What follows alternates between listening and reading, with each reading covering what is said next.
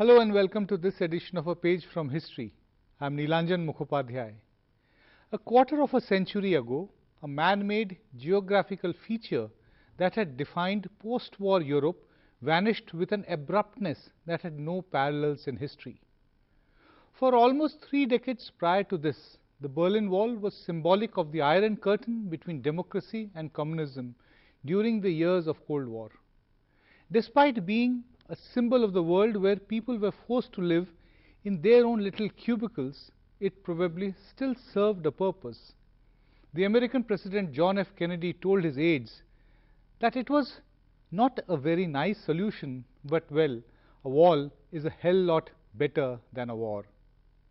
But then the Germans found something even better 25 years ago in November 1989.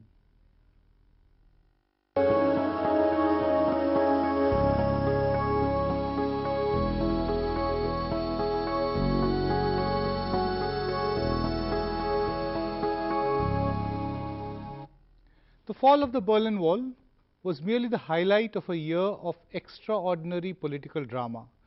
To discuss how events of Germany changed the world, I am joined by 3 eminent guests. My first guest on this program is Mr. Nalin Suri, who's been in the Indian Foreign Service for several decades, was also India's High Commissioner in London, held various important positions. If we actually start listing it out, we'll probably end up consuming a lot of time on this program. Then I have Sandra Petersman, who is a journalist, South Asia correspondent of the ARD Public Radio of Germany. And finally, I have Rajesh Rajagopalan from the Jawaharlal Nehru University, an expert in international affairs. I'd like to begin with a fellow journalist, who then obviously was not a journalist. But I would like to tell you just purely from your memories, what was the day like? The 9th of November, 1989. Crazy. Totally crazy, emotionally crazy. I was 17 years old back then, still a student, 1 year away from attending and where university. Were you at that time? In Hamm, that's in the center of West Germany. Right. And a big chunk of my family lived in the east. Right. So we were also separated by this wall. And you had never met earlier on, or yes, occasionally you used to meet? Well, occasionally they were allowed a visit, but one by one, never as a family group. Right. And my parents, when I was 15, allowed me to travel over. So that was 2 years before the wall came down. And then we all sat together as a family in the West in total disbelief and watched this happening. And still now, just reflecting, it warms my heart, because it was a peaceful revolution, no blood spilled, just people holding candles and bringing the wall down with the wax of those candles and their willpower. That was quite something. Right. Mr. Suri, you were handling fairly important charges at that time when such a huge dramatic events which Sandra was talking about, a revolution without spilling even a drop of blood. How important do you think? It was critical. Was I think it how was did the Indian Foreign Ministry look at it at that point? For us, it was a huge change. It is a different world altogether overnight. Not unexpected, but happened much faster than most people had expected it would happen. And that changes which the fall of the Berlin Wall unleashed are actually still underway. We still don't have a new system, a new order, a new architecture which we can say has stabilized. But I think the critical point, and I think what Sandra mentioned, is that there was no bloodshed. And what followed 2 years later, the breakup of the Soviet Union, was equally critical, because it also happened without virtually any blood being spilled. Right. I think this is very often not understood well enough. The importance of this peaceful catalytic change is not understood well enough, because it unleashed forces which to my mind are still in play. And we do not know where we are headed, frankly. We'll see how it all ends, this story. But I think that's what we'll discuss as we go along. Right.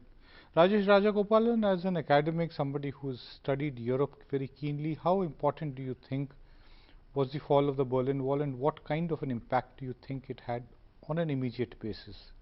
As the program goes along, we'll be talking definitely about more long-term, but immediately, what do you think that it signaled? I think it was one of the most important events, obviously, of the 20th century. And as Ambassador Suri mentioned, one of the most surprising aspects of it was the peaceful nature in which that event happened. And 2 years later, the peaceful nature in which the Cold War ended. And I think instead of the fall of the Berlin Wall in many ways anticipated the end of the Cold War. It is particularly important because until that point of time, the assumption, especially on the academic side, had been that Cold Wars will always lead to hot wars, and so in a sense that the expectation was that ultimately that there could be a peaceful resolution that there of could the be a Cold peaceful War. resolution of this of the Cold War was something that is completely unanticipated. And even if you look at the literature from the 1980s, you would find almost no mention or consideration of the possibility that what was at that point of time called the Second Cold War could end peacefully. So I think in that, when you look at it from the academic study of international politics, both the fall of the Berlin Wall as well as the end of the Cold War, the manner in which it happened was enormously significant, as also what it led to in terms of both Europe but also the international system. That is also equally significant, because historically speaking, we've had the rise of great powers, but we've never had the collapse of great powers peacefully. We've had collapse of great powers during the course of wars, when First World War, Second World War are examples, but never during peacetime. Never during peacetime. And so that was also a fundamentally new way in which, fundamentally transformative and something that had not happened before.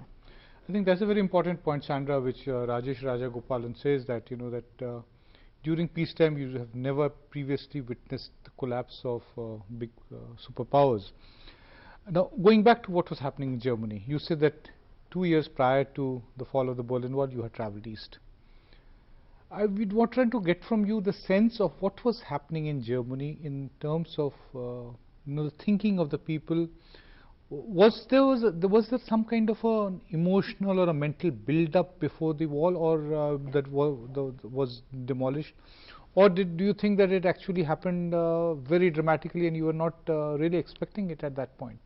No, I think at that point we weren't really expecting it, but of course there was a build-up. We had all seen these large demonstrations in East Germany. Back then it was still East Germany. People, especially on 9th Demonstration against their own government. Yeah, against their own government. People, I can so clearly remember this, on the 9th of October 1989, like a month exactly before the wall came down, assembled in Leipzig and just marched and shouting first, "We are the people," and then shouting, "We are one people," meaning bring the wall down, also implying reunification. Back then we were still thinking, yeah, we are kind of two separate states. How are we ever going to get that back together? And then it was them crying out loud, demanding it, bringing it down. But of course there had been a build-up also in the sense that people were fleeing in masses via Hungary, via the Czech Republic, via Poland. And there was so much pressure building up that these people then were allowed to travel to West Germany. They were camping in the German embassies in those countries like refugees, and then were allowed to transfer. And of course that also put further pressure. And let's not forget another event that took place. It was the Soviet Union withdrawing its forces from Afghanistan. That was, I would say, a big chunk also enabling the German people crying for reunification and bringing down the wall. So in that sense also we are grateful to the Afghan people, and a lot of people don't draw that line, but me as a South Asia correspondent, often traveling to Afghanistan, when I'm there I keep that close to my heart. I remember that.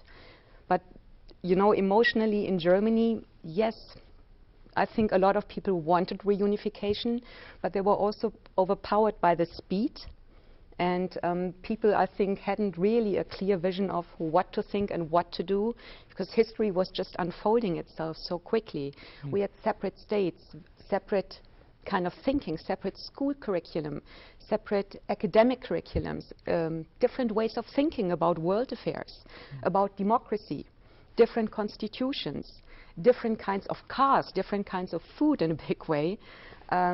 Different socialization, so you had to merge all of that, and that takes time, and I think we are still not quite there yet. We have achieved, I mean, reunification. Some kind of progress Yeah. has been made, but maybe Yeah, not. we still kind of tease each other, almost mocking each other as, yeah, you're a Westie, that's a person from the West with a typical Western attitude, more Americanized, and then there is the Aussie, which is the person from the East, which was more socialized in a socialistic, communistic environment. 1989 was also a completely different kind of year for India. It was a year when the Berlin Wall came down. India was just in the middle of a fairly bitter election campaign. The government of that time was on its way out. There was a huge agitation, there was a sentiment against the government of that day. It was also the world when information flow was not like what it is today. Now, in such a situation, how do you think that, Mr. Suri, that India looked at what was happening there? Did it think that at some point it is going to have tremendous impact on how India's position in the world is going to be impacted? You know, once Chancellor Kohl took the decision, and I think I just want to add to what Sandra said, I think Germany had the good fortune at that time of having a statesman of great distinction in power in then Bonn. I think his decision to accept that the Ostmark and the Deutschmark would be on par, with one fell swoop he broke across barriers and said we are all the same people. Right. I think the implications of that decision on history will judge, but I think that one gentleman requires to be recognized as the author of this major change, because for all the reasons that she explained, it was a divided country. Right. It was almost two separate countries, and with one decision, one simple decision, and a difficult decision, because I remember that time the argument was that the unification of Germany will cost the West enormous amounts of money, and Germany will go back, you know, decades and will not be able to recover for a long time, which has all been proved to be completely incorrect. I mean, Germany is the powerhouse of Europe. It's a united country, and you know, I think every country has its better off regions and not so better off regions. Right. And there are political issues and social issues that arise out of it. But as far as India is concerned, I think once the wall came down, I think it was clear to many of us, and I think certainly clear to people like Mr. Narasimha Rao, who later became Prime Minister, that a major change was underway. Right. For the simple reason, don't forget that it's not simply that the Soviets are withdrawing from Afghanistan. There was a whole ferment within the Soviet Union. Exactly. You had perestroika, glasnost.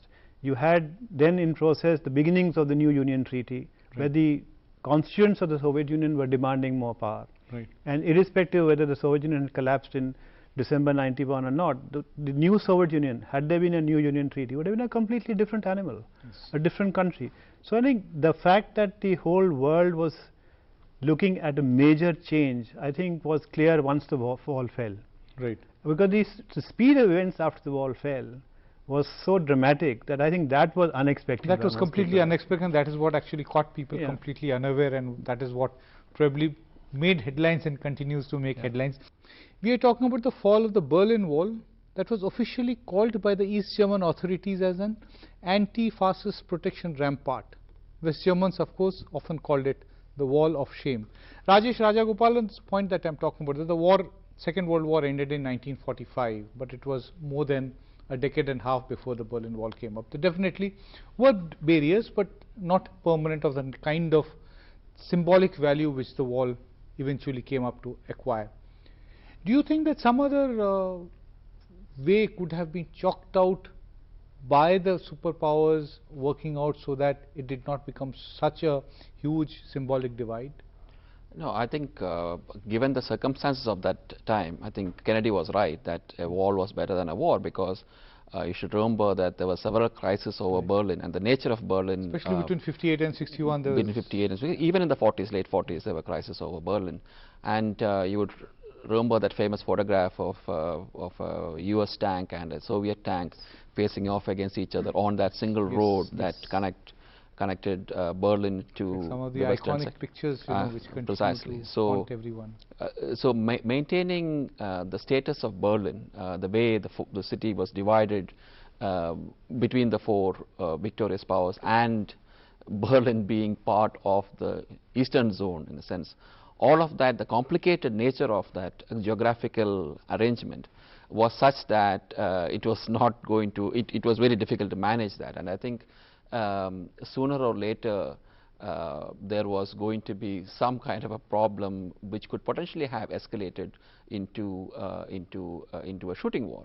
And if you recall the Berlin airlift, I mean, there were the Berlin airlift in the late 40s. Again, there were incidents during the Berlin airlift where the Soviets and the East Germans trying to interrupt that airlift led to crashes between the planes that are going into Berlin and the Soviet planes. So the possibility, the probability of escalation, of a shooting escalation was quite high. And as people started fleeing East Germany into this little pocket of Western civilization within East Germany, I think that through that entire period, people from the East kept on fleeing to the West, and it just could not.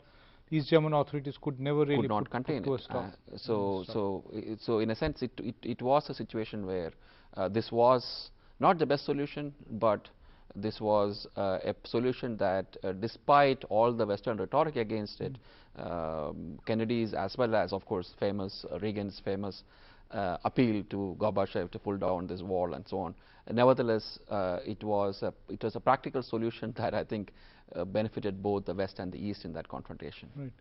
Sandra, there is something which Indians have never really been able to understand, because till the time the war existed, you either traveled to the East or you traveled to the West. If you traveled to West, you could rarely go to the East, and vice versa. What was life like in a divided Germany? You said that you had half your family on that side. So when growing up, cousins would meet. What would you be talking about? Well, the thing is, I hardly knew my cousins. I could see them occasionally when they were allowed as individuals for a visit to their grandmother, for instance, or their cousin, which was my father. It's from my father's side, because my grandmother fled the East towards the West after the Second World War.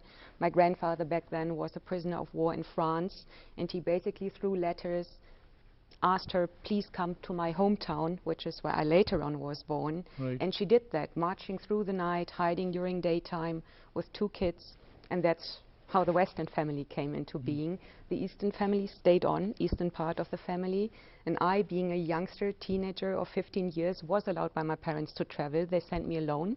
I took a friend along, so it was the 2 of us traveling by train.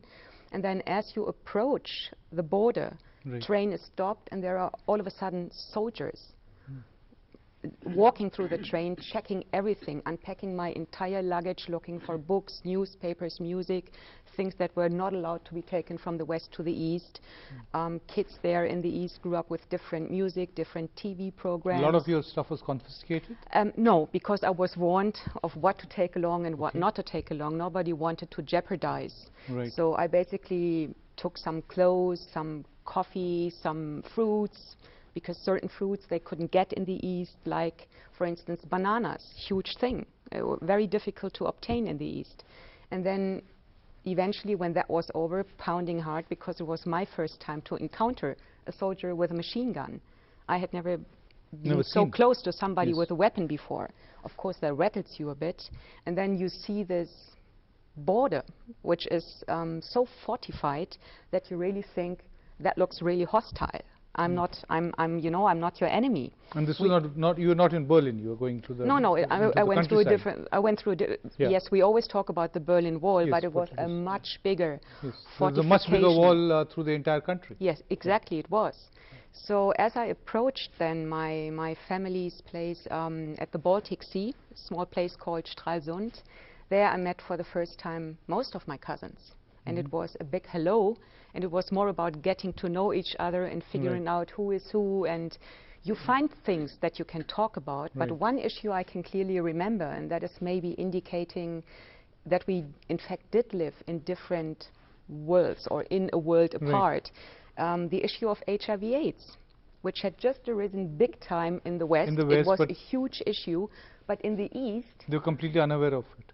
They were aware of it, but their idea was they are protected because of the wall and because of the boundary. You know, it didn't exist in the East. It was only a thing of the West. So it's different kind of teaching in schools, I assume, different kind of knowledge, different kind of openness to talk about it. That was my assumption.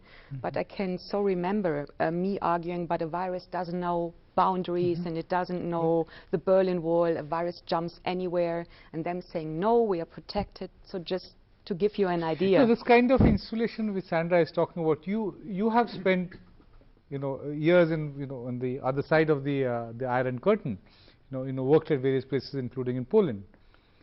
From your experiences, what you understand, you know, what was it that really sustained the system there to be able to perpetuate such falsification? Well, it was an authoritarian system. Everything was controlled. But when I served in Poland, it was a free Poland, right. And it was a different world altogether. But they have the vestiges would have remained. Yeah, they have similar memories. I mean, I think some of it has been written about. They still have not recovered from the impact of those days. It's still taking time. There are significant divisions, for instance, I think still in Polish society and similarly probably in other societies, which is reflected in the political systems today. They're all democracies now. But you know, the politics reflects some of the past divisions, some of the past ways of thinking. It's changing very rapidly, and that's one of the major things that's happened after the end of the Cold War. When the spread of democracy in East Europe, the unification of Europe, whichever word you want to use, I mean, it's been a very major change. And but it still casts a shadow. I mean, I think you know what's happening in parts of Eastern Europe even today. Right. And these shadows will not just go away. It takes time. It takes time for people to have faith in the new system. It takes time for people to stop looking over their shoulders. When there was so much fear in the system, I mean, when I was in Poland, I mean, which is already now 14 years ago, when I left Warsaw, there was still a lot of fear in the system. People used to still worry about the Secret Service, you know, chasing them, following them, people being looked at. And were those fears real? Well, yes and no. I mean, you know, the past always catches up with you. I mean, you may have been often said past is never past. Yes, you know, because you may have been a collaborationist, not willingly, you know, unwittingly, right. or unwillingly. But when the system opens out and people start pointing fingers get pointed at you also. And then very few people escape those fingers, frankly. And then you need people like Adam Michnik in Poland to tell people, you know, everybody was not bad. Right. They were acting under compulsion. They had no options. And it's a difficult choice to make and for people to, I think, forgive you when they have suffered and they chose to take the hard line, as vis-a-vis others who took the soft line and said, you know, okay, we'll go along. We're going to protect ourselves, we'll protect our families, but if it does some harm to you, well, that's your problem, not mine. So this kind of problem has now arisen. I think it's on its way to being resolved, but it takes a long time, I think. Sandra, you were wanting to interject when I was just thinking of the Secret Service that we called Stasi, the Eastern Secret Service. There is a really good movie that I'm just going to suggest here. It's The Lives of Others. The movie is basically showing how the system operated, how it created a system of fear. And even if it was real or not, the system was there. So a lot of people, including my own family, were just scared to say things openly, scared to write things openly in a letter, because you could even after the unification? That's before reunification, when the war was still there. What about after the unification, your family on the East? How long did it take for them to get used to the idea of freedom? I still think the process is ongoing, because still have not been able to get over the fact that they are not. It's only 25 years in history. That's next to nothing. And of course, you have to take baby steps. You don't change a mindset overnight. You don't change a train of thought overnight. So it takes experience. The first thing my relatives did was take the freedom to travel. You know, they wanted to see things, explore things. That's what a lot of people do. Just get into their cars and drive and use that freedom. Right. But then a lot of people, including some of my cousins, were hit by unemployment, because factories shut down in huge scales and vast numbers of people were all of a sudden unemployed. And then when the systems merged, of course, a lot of changes happened, and people felt another kind of insecurity and another kind of suffocation, because they never knew, will I be able to support my family the next day, and will I be able to, you know, find my way in this new system. It's all new. They lost their constitution, their So a lot of what them they would have knew undergone all overnight in a kinds of way. traumas to be able to come to terms Yeah. with the new political It's realities. huge choices We'll and take a big trauma. we'll have to take a little break at this time, then I'll come back and resume this conversation. West Berlin, as we have been talking about, remained under Western control, but it was located deep inside East German territory. This made its protection, you know, as we have been talking frequently through the program, very difficult from communist regime, and there was always a fear of a challenge which was felt by the Western powers. Do not go away, this program will continue. It is a quarter of a century since the Berlin Wall was pulled down by people in one of the most dramatic public acts of relief. Mr. Suri, before you went in for the break, you were wanting to say something. We are talking about the spy system. And yeah, I was going to say that, you know, the East Germans had probably the most charismatic yet unknown and most enigmatic spy chief called Markus Wolf, whom nobody ever caught, and his memoirs are worth reading. And you know, it's when you have people like this, you really need to look over your shoulder, because you don't know when you are being watched, how you are being watched, who's reporting on you, and what's going to happen the next minute. And that's the kind of fear which used to pervade, I think, in many of these societies.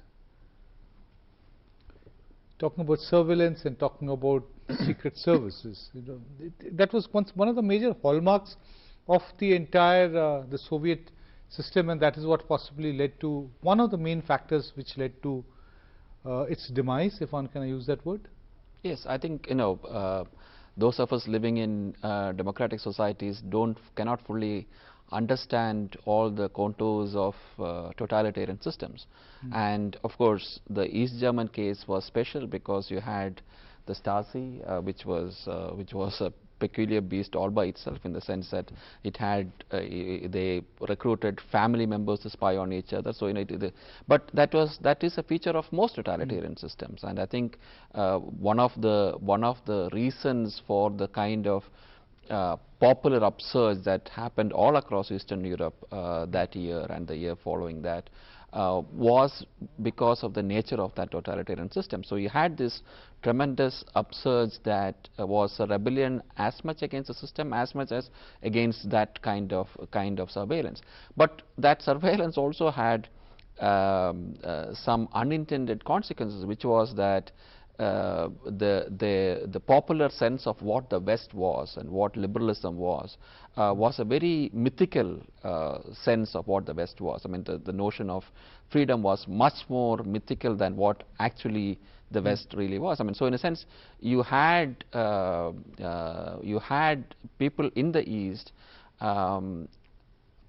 assuming that Western societies and the Western system was something almost close to paradise. I mean, in a sense that you know that when you talk about the unemployment and the insecurities that come with, for example, lack of public health systems. I mean, those were not fully understood in Eastern societies, in Eastern Europe or in Soviet Union. And you see that in people coming from other totalitarian systems who escape totalitarian systems and go to the West or go to some other democratic societies, and they suddenly have to grapple with both the opportunities but also the difficulties of being in a free society. So I think that the nature of that system not only led to its demise but also had all these unintended consequences in terms of warping the mind of controlling the minds. Controlling the minds, both in terms of what they knew but also what they did not know about what other systems were like. Right. Sandra, you know, not just about Germany but the entire you know, the Warsaw Pact countries. What do you think was that which eventually led people to want fundamental change? Was it basically the economic disparities, the inequalities that they believed existed between their society and the world outside in the West? Or was it basically that they at some point started realizing that the need for greater freedom and not wanting this constant police state, living under a police state, always under watch of somebody, big brother is watching you all the time? I think it was by and large. Or a combination of everything. I think it was by and large, if you look at Solidarność in Poland, or the people in East Germany crying out loud, it was a cry for freedom. a cry for change, a cry for wanting to be in the lead oneself and not by Big Brother is watching you. People. And they believe that with freedom, the other things would come naturally, one by one. I would agree here that, of course, a lot of people think once you're freedom, you're basically marching into paradise and you think about consequences later.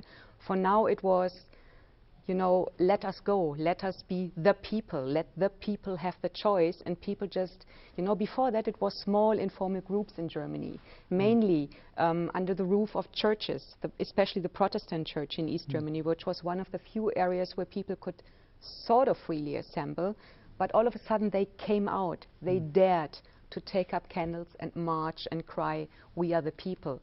So I think it was also being encouraged by one another. While at the beginning, a lot of people who stayed within East Germany thought those ones fleeing are kind of traitors of the movement. Later on, they said the brothers and sisters are actually also paving the way. You know, they're encouraging us to come out in thousands. And in the end, we are talking hundreds of thousands here.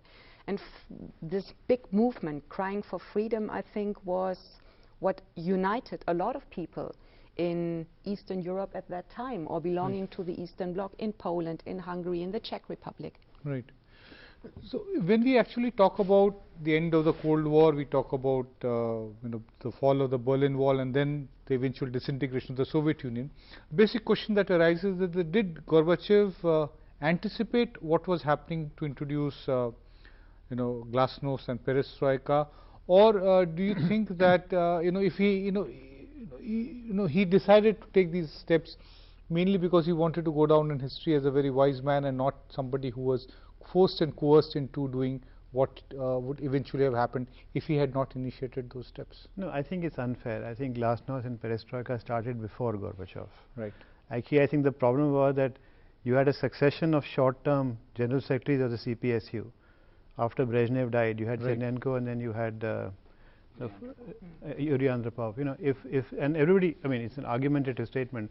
People believe that Andropov survived for 5 years, the situation would have been very different in the Soviet Union. Right. But for whatever happened, you know, I think the forces which glasnost and perestroika unleashed were part of this whole desire for, you can call it freedom, you can call it pluralism. And I think you mentioned solidarity. I was going to say it earlier. I didn't want to because the context wasn't there. And the importance of the solidarity movement, trade union movement in Poland is critical to this whole process. Right. Because Poland always stood out, even when they were part of the former Soviet Union's sphere of influence. Poland is always different, and it's because it's a unified country. They have the Catholic Church, which all of them collaborated up to a point, but they kept their independence. And for some reason, they were able to keep their independence up to a point. And once the trade union movement started, and once solidarity was recognized, I think that once they allowed pluralism to come into the system, you couldn't stop it anywhere else. The desire to change was simply too great. Right. And this whole process of glasnost, perestroika was introduced in the former Soviet Union because, as I said earlier, there was a desire for change within the Soviet Union. Because, you know, I think you have to go back.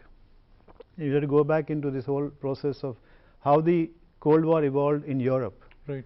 The CSE, which became the OSCE process, had these baskets for discussions. So, there was a lot of discussion on human rights issues, on freedom movement issues, on such like issues. So there was a lot of understanding now in the East what is happening in the West, in West Europe. And once you understand, and once people begin to move, then the desire to have that which you don't have is a very great one. I think forces were being unleashed which nobody would have been able to, I think, restrain beyond a point. Right. And there was, of course, the very major factor of the economic decline of the Soviet Union. That was, I think we must not ignore that. You know, as long as, I mean, you look at it was not able to sustain its military. You look at the Chinese model, is, you know, give your people enough food and money and wealth, and, you know, you can look the other way when it comes to the politics. That was not possible in the former Soviet Union because the economy was in decline. A huge amount of the budget, I believe almost 25% of the budget was being spent on defense, and the system could not cope anymore. Right. So what should have been a breadbasket of Europe was anything but a breadbasket of Europe. So there were many complicated factors, but I think several decades of totalitarian communist rule had not been able to deliver the goods. Right. had not been able to keep pace with the way the world was evolving, and the world was evolving. You don't have to call it democracy. The world was evolving in a manner that their pluralism was gaining ground. Right. I mean, democracy, some people don't like the word because it's different in different countries. But pluralism was definitely gaining ground. Was gaining ground across. And people wanted to, articulate their national aspirations more and more during that particular period. And their own freedoms. I think the only surprising thing was at the pace at which it happened. After having been in existence for 3 decades, suddenly overnight the world started getting, it was virtually a time had reached when you could, every week you would pick up the papers in the morning and find that something more dramatic and one more nation has broken free. We are talking about one of the most important episodes in post-war world history, the fall of the Berlin Wall. Rajesh Rajagopalan, let's try to understand. 9th of November 1989, the Berlin Wall collapses. Nobody is expecting it, least of all people and governments in the Eastern Bloc. How does the world look at it? And then do other nations start preparing to insulate themselves to ensure that nothing like that happens in their country? I think or they everybody realize that we can do nothing now. It's a losing battle. Yeah, there wasn't a lot that anybody could do about it. Right. Least of all, of course, the Soviet Union. I mean, I think that is also important to understand. Nor did the West fully understand what is happening or figure out exactly how to go about it. So one of the key concerns in the West was, how do we manage this process in a way that doesn't lead to war? I mean, because the Western attitude since 45, 46 has been that the division of especially in the late 40s, I mean, the division of Europe had happened, and we don't want to, whatever the internal troubles there, we are not going to exploit it. So you have Czechoslovakia, Hungary, even Poland in the 80s. Let them manage your own internal problems. You have to manage your own internal problems. We can only offer moral support. We will not foment trouble. We will not create trouble. So one of the key problems and the key concerns in the West at that point of time was, how does this process work out? Will it spiral out of control? Will it lead to conflict, and so on and so forth? So on the one hand, you had this popular support, especially for the when the wall came down, but also great fear about what this process was going to lead to.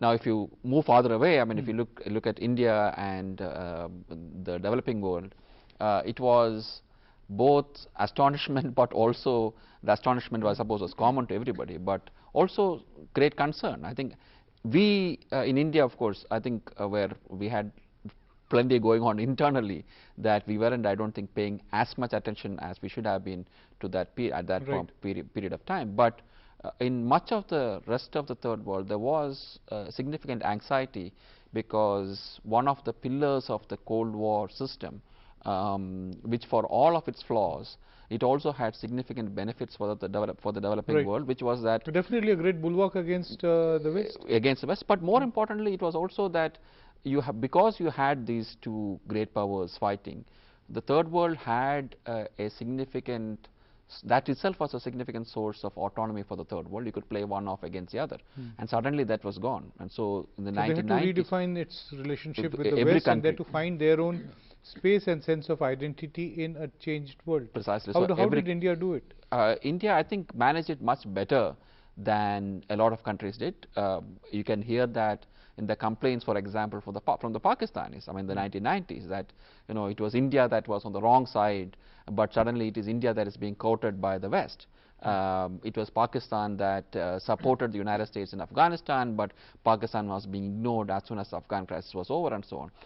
So in the early 90s, if you look at academic literature, you will find lots of analysis that suggests that India lost because Soviet Union had collapsed, but subsequently you would find a much greater appreciation of the fact that India had actually managed that process quite well, and managed to rebuild its relationship with the West much more effectively. I think that partly had to do with the fact that our economic development began to take off in the late 90s, and so that India became a more attractive partner for the West also. But nevertheless, I think India was one of those countries that managed much more effectively to deal with that process. Now, the mechanics of that in the early 90s, mid 90s was much more difficult, and I think Ambassador Suri is probably be able to explain that better. But simple things like, for example, where do we get our spare parts for our weapons from? I mean, I know of colleagues in the foreign ministry who are running around different factories trying to figure out how do we get spare parts from the This is something which I'd like to bounce Yep. with Mr. Suri, you know, that what do you think about as to how India coped with the end of the Soviet Union? Our good luck was that we had an extremely astute Prime Minister in Narasimha Rao. Right. He was very far-sighted. I think while he may not have been able to put a finger on the fact that the Soviet Union would collapse on day X, Y or Z, he was prepared intellectually to handle the aftermath of the Soviet Union or follow the breakup of the Soviet Union, and his instructions to us were extremely clear. I was then Joint Secretary East Europe, and we In fact, the handled breakup of the Soviet Union happened just a few months after Mr. Narasimha Rao became Prime Minister. several months after that.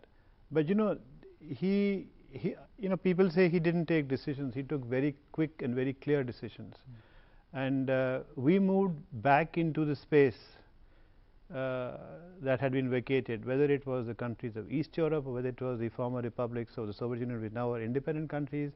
We moved back into that space very, very quickly. Of course, we And had you were the able to build up ties with each of these countries individually. Well, the instructions from Mr. Narasimha Rao were deliver Central Asia to me in 6 months, Okay. and it was done. And were you able to do Yes, absolutely. I mean, he was a man who spoke very little, gave very clear deadlines, and you know, you just followed up. I mean, it was you know, when you have clear political direction, it's not so difficult to function, because then the system falls into place very, very fast. And the fact that we were in a democracy was our biggest asset at that point in time. You know, I remember Polish parliamentary delegations coming to India soon after the changes, and we were talking the same language. We always had good relations with Poland. Right. But you know, post 1991, we were able to talk the language of democracy.